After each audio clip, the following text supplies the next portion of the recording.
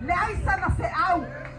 le aisa na fe'au tamao ainga i tutono Samoa ai mai se le lalolangi atoa tatou te talo manatua le taitai o le tatou atunu ina ia vatu ia le atua le mataala fa'aleagaga pule ai lea uma nei taiao manatua fo'i latou asia le malu le nei taiao ia fo'i ma le fa'amanuiaga le atua ai le o i tatou manatua lana fa'amalologa i te lo'o e le upu Iesu lana auauna o Paulo po o awhainata o atinga whaamai o mai po le halo iai tutono tangata wa pisi e le whaamai ai a kama o e le mana le toto Iesu ina ua e whaia le ami o tonu ke longa oe le kai kaina e pisia ai se a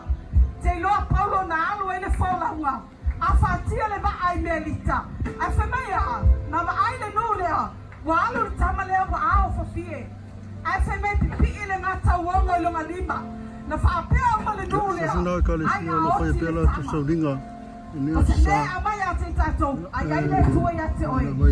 ai se mea te awhaina ai nei tai ao tu ulongoto o ia o le tali o mea uma tata usu mai nei tai au